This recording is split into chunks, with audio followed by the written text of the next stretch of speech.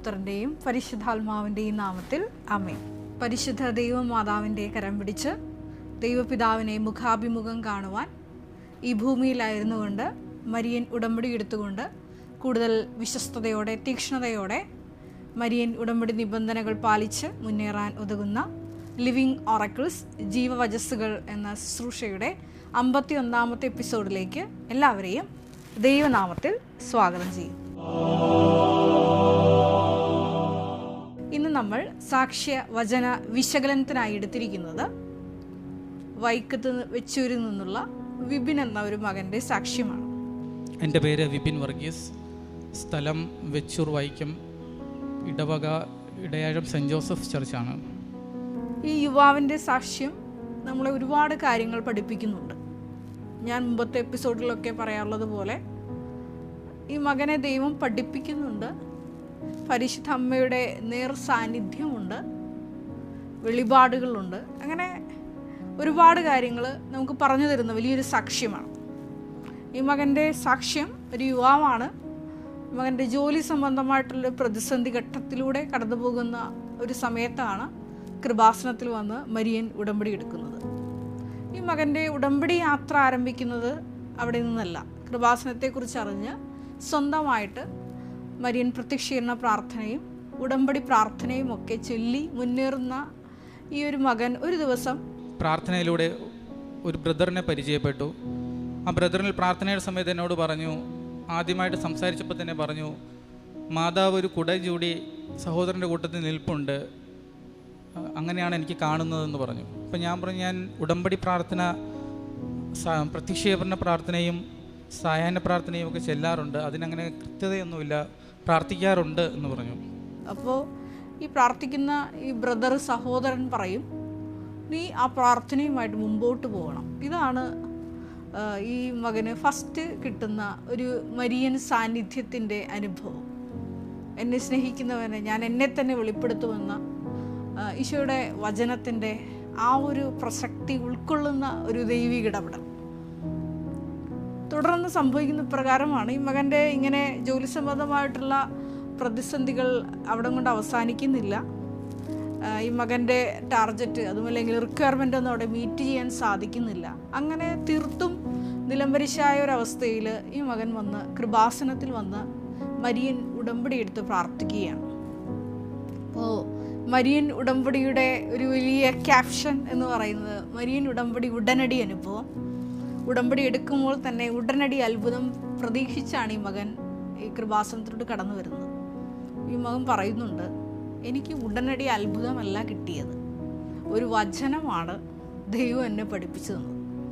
അത് 1 പത്രോസ് 5:10 തിരുവചനമാണ്. തൻ്റെ നിത്യമഹത്വത്തിലേക്ക് ക്രിസ്തുവിൽ നിങ്ങളെ വിളിച്ചിരിക്കുന്ന അനുഗ്രഹദാതാവായ ദൈവം നിങ്ങളെ അല്പകാലത്തെ സഹനത്തിന് ശേഷം പൂർണ്ണരാക്കുകയും സ്ഥിരീകരിക്കുകയും ശക്തരാക്കുകയും ചെയ്യും.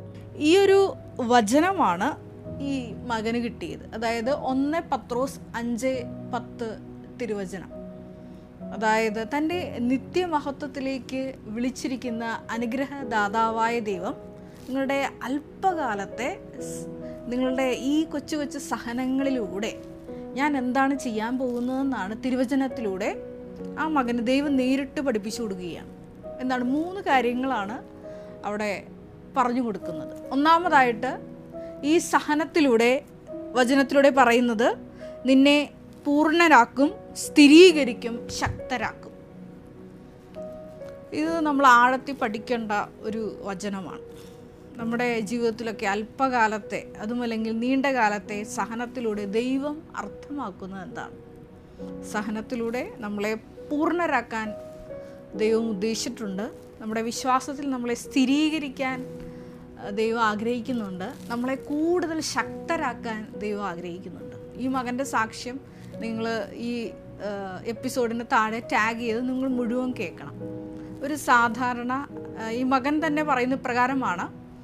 അതായത് ഒരു ഞായറാഴ്ച ക്രിസ്ത്യാനിയല്ല, വല്ലപ്പോഴും കുർബാനയ്ക്ക് പോകുന്ന, ആണ്ടിലൊരിക്കലും കുമ്പസാരിക്കുന്ന ഒരു നിലയിൽ നിന്ന് ഈ സഹന സാഹചര്യങ്ങളിലൂടെ ഈ മകനെ പൂർണ്ണനാക്കി അനുദിന ദിവ്യബലിയിൽ പങ്കെടുക്കുന്ന 2 ആഴ്ചയ്ക്കുള്ളിൽ കുമ്പസാരിക്കുന്ന, കാരുണ്യ പ്രേഷിത പ്രവർത്തനങ്ങൾ സന്തോഷത്തോടെ ചെയ്യുന്ന, തീക്ഷ്ണതയോടെ പ്രാർത്ഥിക്കുന്ന ഒരു മകനായി ഈ ദൈവപിതാവ് ഈ മകനെ രൂപാന്തരപ്പെടുത്തി എന്ന് സാക്ഷ്യത്തിൻ്റെ അവസാനം പറയുന്നുണ്ട്.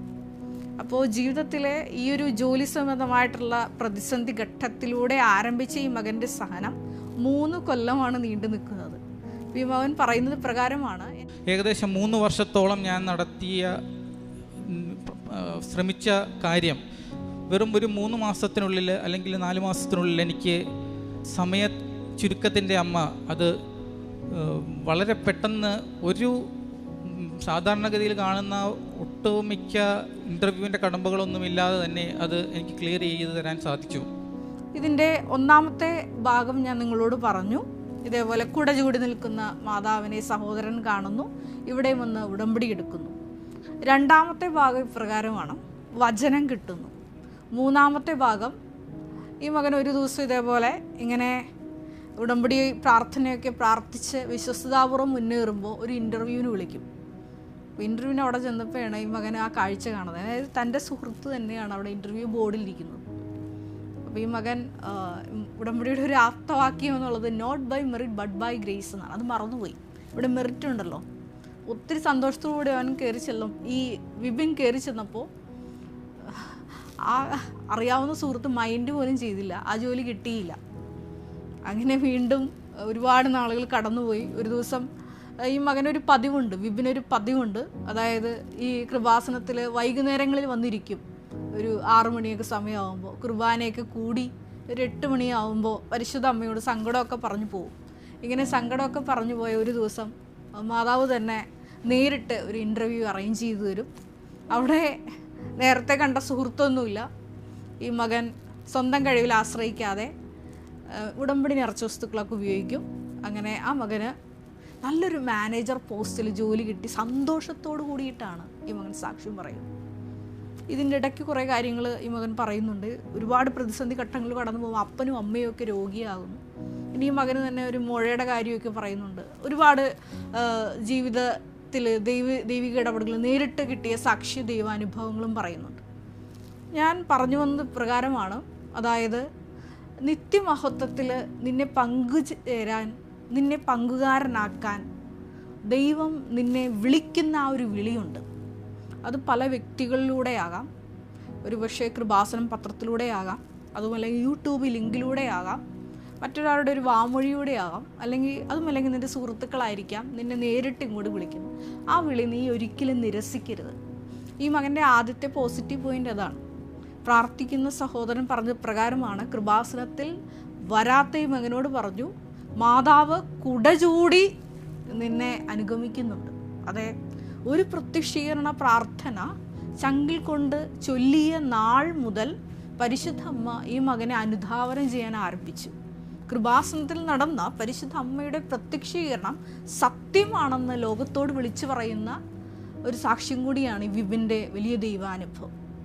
ഈ മകനോട് ദൈവപിതാവ് പഠിപ്പിച്ചു കൊടുക്കുന്ന ഇപ്രകാരമാണ്, അതെ, നിൻ്റെ ജീവിതത്തിലെ ഈ സഹനങ്ങളെല്ലാം അത് നിന്നെ പൂർണ്ണനാക്കാൻ വേണ്ടിയിട്ടാണ്, നിന്നെ കൂടുതൽ വിശ്വാസത്തിൽ സ്ഥിരപ്പെടുത്താൻ വേണ്ടിയിട്ടാണ്, അതുവഴി കൂടുതൽ നിന്നെ ശക്തനാക്കാൻ വേണ്ടിയിട്ടുള്ളതാണ്. ഈ ഒരു വചനം ഈ മകനെ പഠിപ്പിച്ചു കൊടുത്തപ്പോൾ എനിക്ക് നിങ്ങളോട് പറയണമെന്ന് ഞാൻ ആഗ്രഹിച്ചത് വിശുദ്ധ പത്രോസ്ലിഹായുടെ തന്നെ മറ്റൊരു വചനമാണ്. നമ്മളൊക്കെ ഈ കൃപാസനത്തിലോട്ട് കടന്നു വന്ന് വിശ്വാസം ഇല്ലാതെയും ഉണ്ടായിട്ടുമൊക്കെ കടന്നു വരുന്ന വ്യക്തികളുണ്ട്. പക്ഷേ വൺസ് നിങ്ങൾ ഇതിനകത്ത് കാല് കുത്തിയാൽ, അതുമല്ലെങ്കിൽ മരിയൻ ഉടമ്പടിയും എടുത്തുകൊണ്ട് പരിശുദ്ധ അമ്മയുടെ കൈ പിടിച്ച് ഒരു യാത്ര തുടങ്ങിയാൽ നിങ്ങൾക്കുണ്ടാകേണ്ട ഒരു ദൈവിക നിലപാടുണ്ട്. ഇവനെ പോലെ നിങ്ങൾക്കും ശക്തമായിട്ടുള്ള സാക്ഷ്യങ്ങൾ പറയാൻ സാധിക്കും. അതിന് വിശുദ്ധ പത്രോസ്ലിഹ നമ്മളെ പഠിപ്പിച്ചു തരുന്ന കുറേ സൂത്രവാക്യങ്ങളുണ്ട്. അതാണ് നിങ്ങളോട് ഞാൻ പറയാൻ ആഗ്രഹിക്കുന്നത്. 2 പത്രോസ് 1:4 മുതൽ 9 വരെയുള്ള തിരുവചനങ്ങളാണ്. അതിൽ വചനം തുടങ്ങുന്നത് ഇപ്രകാരമാണ്, എങ്ങനെ നിങ്ങൾക്ക് വാഗ്ദാനങ്ങൾ പ്രാപിക്കാൻ പറ്റും എന്ന് പറഞ്ഞുകൊണ്ടാണ് ഈ തിരുവചന ഭാഗം ആരംഭിക്കുന്നത്. വചനം ഇപ്രകാരമാണ്, ദുരാശ മൂലം ലോകത്തിലുണ്ടാകുന്ന വിനാശത്തിൽ നിന്ന് രക്ഷപ്പെട്ട് ദൈവിക സ്വഭാവത്തിൽ നിങ്ങൾ പങ്കുകാരാകുന്നതിന് തൻ്റെ മഹത്വവും ഔന്നത്യവും വഴി അവിടുന്ന് നിങ്ങൾക്ക് അമൂല്യവും ശ്രേഷ്ഠവുമായ വാഗ്ദാനങ്ങൾ നൽകിയിരിക്കുന്നു. ദൈവിക സ്വഭാവത്തിൽ ഈ മകന് ദൈവപിതാവ് പഠിപ്പിച്ചു കൊടുത്തതുപോലെ പൂർണ്ണനാക്കി സ്ഥിരീകരിക്കാൻ പങ്കുകാരാകുന്നതിന് ദൈവം നമുക്ക് ഒരുപാട് വാഗ്ദാനങ്ങൾ നൽകിയിട്ടുണ്ട്. ഈ വാഗ്ദാനങ്ങൾ ഉടമ്പടി വഴി എങ്ങനെ പ്രാപിക്കാമെന്നാണ് വിശുദ്ധ പത്രോസ്ലീഹായുടെ ലേഖനത്തിൽ പിന്നീട് നമ്മൾ വായിക്കുന്നത്. ഇക്കാരണത്താൽ നിങ്ങളുടെ വിശ്വാസത്തെ സുകൃതം കൊണ്ടും സുകൃതത്തെ ജ്ഞാനം കൊണ്ടും ജ്ഞാനത്തെ ആത്മസംയമനം കൊണ്ടും ആത്മസംയമനത്തെ ക്ഷമ കൊണ്ടും ക്ഷമയെ ഭക്തി കൊണ്ടും ഭക്തിയെ സഹോദര സ്നേഹം കൊണ്ടും സഹോദര സ്നേഹത്തെ ഉപവി കൊണ്ടും സമ്പൂർണമാക്കാൻ നന്നായി ഉത്സാഹിക്കുവിൻ. ഇവ നിങ്ങളിൽ ഉണ്ടായിരിക്കുകയും സമൃദ്ധമാവുകയും ചെയ്താൽ നിങ്ങൾ പ്രയോജനശൂന്യരും ഫലരഹിതരുമാകാതിരിക്കാൻ നമ്മുടെ കർത്താവായ യേശുക്രിസ്തുവിനെ കുറിച്ചുള്ള പൂർണ്ണമായ അറിവ് നിങ്ങളെ സഹായിക്കും. അതായത് വിശുദ്ധ പത്രോസ്ലീഹ പറഞ്ഞു തരുന്ന ഒരു പോംവഴിയാണ്. നിങ്ങൾ എങ്ങനെയാണ് ഈ ഒരു സമ്പൂർണ്ണ സ്നേഹത്തിലേക്ക്, വാഗ്ദാനങ്ങളുടെ പൂർണ്ണതയിലേക്ക് പ്രാപിക്കാനുള്ള ഒരു കപ്പാസിറ്റിയിലേക്ക് നമ്മൾ ശക്തരാകണമെന്ന് 1 പത്രോസ് 5:10 കണ്ടു. എങ്ങനെയാണ് ശക്തരാകുന്നത്? അതുമല്ലെങ്കിൽ എങ്ങനെയാണ് ഈ വാഗ്ദാനങ്ങൾ, ദൈവം നമുക്ക് ഒരുക്കി വെച്ചിരിക്കുന്ന ഈ വാഗ്ദാനങ്ങൾ പ്രാപിക്കാൻ നമുക്ക് സാധിക്കുന്നതെന്നാണ് ഈ വചനത്തിലൂടെ നമുക്ക് പറഞ്ഞു തരുന്നത്. അതായത് വിശ്വാസത്തെ സുകൃതം കൊണ്ടും സുകൃതത്തെ ജ്ഞാനം കൊണ്ടും ജ്ഞാനത്തെ ആത്മസംയമനം കൊണ്ടും ആത്മസംയമനത്തെ ക്ഷമ കൊണ്ടും ക്ഷമയെ ഭക്തി കൊണ്ടും ഭക്തിയെ സഹോദര സ്നേഹം കൊണ്ടും സഹോദര സ്നേഹത്തെ ഉപവി കൊണ്ടും സമ്പൂർണമാക്കാൻ നന്നായി ഉത്സാഹിക്കും. അപ്പോൾ ഈ ഒരു വചനം കേൾക്കുമ്പോൾ നിങ്ങൾ മനസ്സിൽ ചോദിക്കും, ഇതെങ്ങനെയാണ് ഇതിങ്ങനെ വളരണത് എന്നുള്ള ചോദ്യം ഉണ്ടാവും.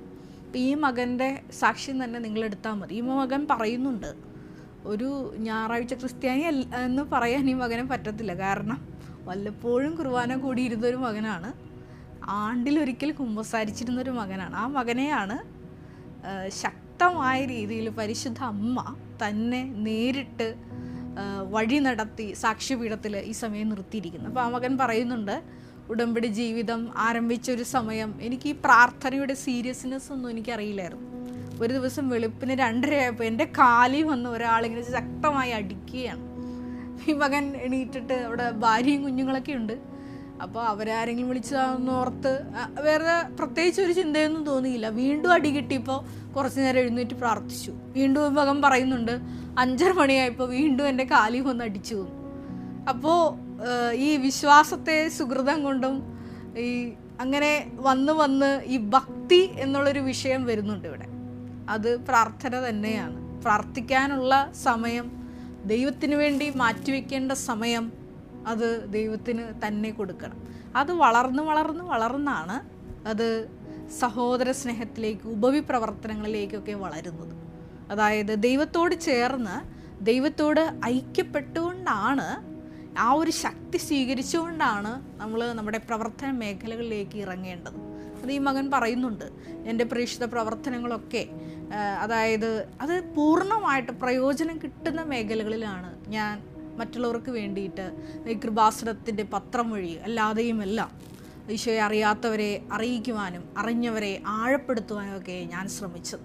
അതായത് നിങ്ങൾ എന്ത് ചെയ്താലും, അതായത് ഈശോയുടെ ഈ രക്തം, വിലയേറിയ രക്തം, എനിക്ക് വേണ്ടി, എൻ്റെ പാപങ്ങൾക്ക് വേണ്ടി ചിന്തപ്പെട്ട ആ രക്തത്തിൻ്റെ വില അറിഞ്ഞുകൊണ്ട് ഈശോ നേടിയെടുത്ത ആ രക്ഷ എല്ലാവർക്കും കിട്ടണം എന്നൊരാഗ്രഹത്തോടു കൂടിയിട്ട് ദൈവസ്നേഹത്തോടെ ഇറങ്ങിത്തിരിക്കുന്ന ഒരു മകൻ്റെ സാക്ഷ്യമാണ് നമ്മൾ ഈ ഒരു എപ്പിസോഡിലൂടെ പ്രത്യേകമായിട്ട് വിശകലനം ചെയ്ത് അതിൻ്റെ ഫലങ്ങൾ ഞെട്ടിക്കുന്നതാണ്. ഈ മകനെ തക്ക സമയത്താണ് ദൈവപിതാവ് ഒരു മെറിറ്റും നോക്കാതെ ഈ മകൻ ഉയർന്ന പോസ്റ്റിലേക്ക് ദൈവപിതാവ് ഉയർത്തുന്നത്. അതിന് വീണ്ടും ഞാൻ ആ വചനം ഒന്നുകൂടി വായിക്കുകയാണ്.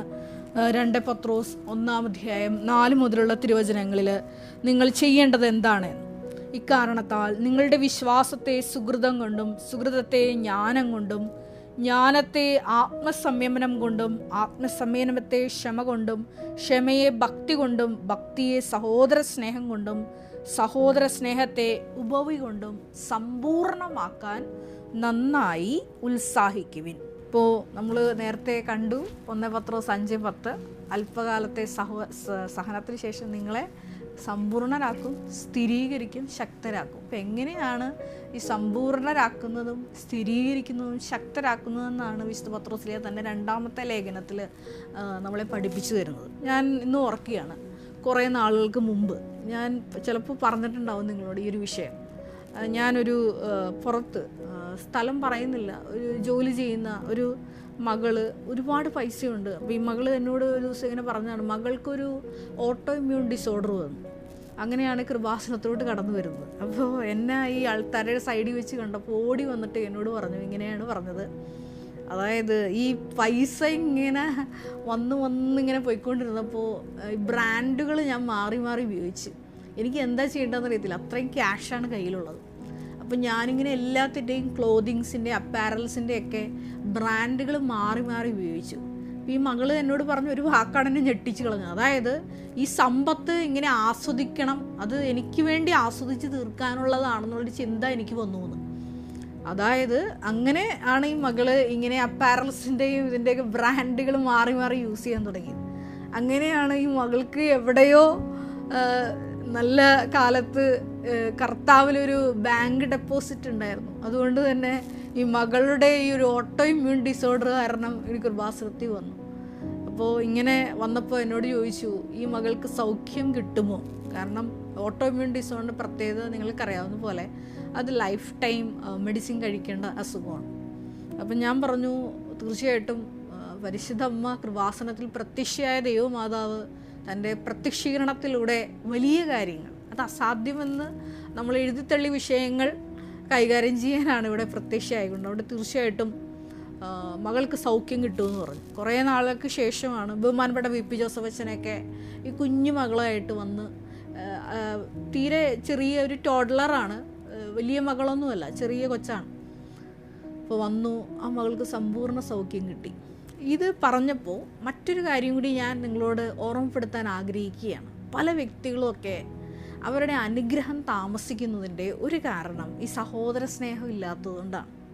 നമുക്ക് കിട്ടുന്ന സ്വത്തുക്കൾ ഇതെല്ലാം സ്വന്തമായിട്ട് ആസ്വദിച്ച് തീർക്കാനുള്ളതാണെന്നുള്ളൊരു ധാരണ പലർക്കും ഉണ്ട്. പക്ഷേ ഈശോ പറയാം, ഞാൻ രോഗിയായിരുന്നു. നമ്മുടെ കാരുണ്യ പ്രവൃത്തികളുടെ അടിസ്ഥാനം എന്ന് പറയുന്നത് ഈ ചെറിയവന് എൻ്റെ നാമത്തിൽ ചെയ്തു കൊടുക്കുമ്പോൾ എനിക്ക് തന്നെയാണ് ചെയ്തത്. ഇങ്ങനെ നിങ്ങൾ ഈശോയുടെ നാമത്തെ പ്രതി ഓരോരോ കാര്യങ്ങൾ ചെയ്യുമ്പോൾ, അതായത് കൃപാവര പ്രവൃത്തികൾ ചെയ്യുമ്പോൾ സ്വർഗത്തിൽ വലിയൊരു നിക്ഷേപം നിങ്ങൾ കരുതി വയ്ക്കുകയാണ്. അത് നിങ്ങൾക്കൊരു ആസ്തിയായിട്ട് മാറും ജീവിതത്തിൻ്റെ പല ദുരന്ത അവസ്ഥകളിൽ. അപ്പോൾ ഈ മകൾക്ക് ദൈവപിതാവ് അങ്ങനെയാണ് ഈ ഒരു ഓപ്പണിംഗ് കൃപാസനത്തിലോട്ട് കൊടുക്കുന്നത്. കാരണം ജീവിതത്തിൻ്റെ ഒരു സഹന സാഹചര്യങ്ങളിൽ കൃപാസനത്തെ പറ്റി അറിഞ്ഞു, ഇവിടെ വന്നു, ആ മകളുടെ ഓട്ടോ ഇമ്മ്യൂൺ ഡിസോർഡർ മാറിയെന്ന് ആൾത്താരിൽ സാക്ഷ്യപ്പെടുത്തിയിട്ടാണ് പോയത്. എന്നിട്ട് ഈ മകൾ പറയുന്നുണ്ട്, ജോൺ പോൾ 2 മാർപ്പാപ്പ സ്വപ്നത്തിൽ വന്ന് ഈ മകളുടെ അടുത്ത് പറഞ്ഞു, ഇനി ഈ മകൾക്ക് മെഡിസിൻ കഴിക്കണ്ടെന്ന് പറഞ്ഞു. അപ്പോൾ ഈ മകൾ തിരിച്ചു പറയുകയാണ്, ബഹുമാനപ്പെട്ട VP ജോസഫ് അച്ഛനാണ് എന്നെ ഈ കൊച്ചിൻ്റെ തൊട്ട് കൈവച്ച് പ്രാർത്ഥിച്ച് സുഖപ്പെടുത്തുകൊണ്ട് അച്ഛൻ തന്നെ പറയണം. അങ്ങനെ ഈ മകള് വീണ്ടും വിദേശത്ത് നിന്ന് കൃപാസന ആൾത്താരെയും വന്നു. ബഹുമാനപ്പെട്ട VP ജോസഫ് അച്ഛൻ മെസ്സേജ് കൊടുത്തു. ഡോക്ടേഴ്സ് ഒരിക്കലും അവർ റിസ്ക് എടുക്കില്ലല്ലോ, അവർ പറഞ്ഞത് മെഡിസിൻ കണ്ടിന്യൂ ചെയ്യുന്നോളാനാണ് പറഞ്ഞത്. അപ്പോൾ അച്ഛൻ ആൾത്താരയിൽ നിന്ന് മെസ്സേജ് എടുത്തു കൊടുത്തു, ഇനി ഈ മകളുടെ ബ്ലഡിലെല്ലാം നോർമൽ വാല്യൂ ആയി, ഇനി ഈ മകൾ മെഡിസിൻ തുടരേണ്ടതില്ല. ആൾത്താരയിൽ നിന്ന് ഈശോ സന്ദേശം കൈമാറി. അപ്പോൾ കഴിഞ്ഞ ദിവസങ്ങളിൽ ഒരു മകൾ എൻ്റെ അടുത്ത് ഒരു പ്രാർത്ഥന വിഷയമായിട്ട് വന്നപ്പോൾ ഞാൻ ആ മകളുമായിട്ട് സംസാരിച്ചു. ആ മകളുടെ ജീവിതത്തിൻ്റെ തടസ്സം എന്താണെന്ന് ഇങ്ങനെ ആലോചിച്ച് പ്രാർത്ഥിച്ചു വന്നപ്പോൾ ഈശോ ഒരു കാര്യം വെളിപ്പെടുത്തുന്നതാണ്, സഹോദരങ്ങളുമായിട്ട് യാതൊരു ബന്ധം ഈ മകൾക്കില്ല. അവരൊക്കെ ഒരുപാട് തകർച്ചകളിൽ ജീവിക്കുന്നവരാണ്. പക്ഷേ ഈ മകൾ പ്രാർത്ഥിക്കുന്നതെല്ലാം മരിയൻ ഉടമ്പടിയിൽ പുതുക്കി പ്രാർത്ഥിച്ചുകൊണ്ടിരിക്കുകയാണ്. എൻ്റെ ജീവിതം സെറ്റാകണമേ മാതാവേ, ഇതാണ് ഒറ്റ പ്രാർത്ഥനയാണ്. അതായത് കൂടെയുള്ള കൂടപ്പിറപ്പുകളെ പോലും ഓർക്കാതെയാണ് ഈ മകള് സ്വന്തം വിഷയം പ്രാർത്ഥിച്ചുകൊണ്ടേയിരിക്കുന്നത്. അവിടെ നിങ്ങൾക്ക് കൃപയ്ക്ക് തടസ്സമാകും. നമ്മുടെ പരിചയമുള്ള, നമ്മളെ കണ്ടുമുട്ടുന്ന വ്യക്തികൾ, സഹനത്തിലൂടെ കടന്നു പോകുന്ന മക്കളുണ്ടെങ്കിൽ അവരെല്ലാവരെയും അവരുടെ വിഷമങ്ങൾ നമ്മുടെ വിഷമങ്ങളാക്കി മാറ്റി പ്രാർത്ഥിക്കണം. എന്നാൽ മാത്രമേ ഉള്ളൂ ദൈവത്തിന് ദൈവ പൈതലാണ് എന്ന്, നീ എൻ്റെ സ്വന്തം മകളാണ് എന്ന് ദൈവത്തിന് തോന്നുകയുള്ളൂ. അങ്ങനെ വരുമ്പോഴാണ് ഈ സമ്പൂർണമായിട്ട് നമ്മൾ ഈ ക്രിസ്തുവിൽ വളർന്നുകൊണ്ട് വാഗ്ദാനത്തിൻ്റെ പൂർണ്ണത പ്രാപിക്കുവാൻ നമുക്ക് കഴിയുകയുള്ളൂ.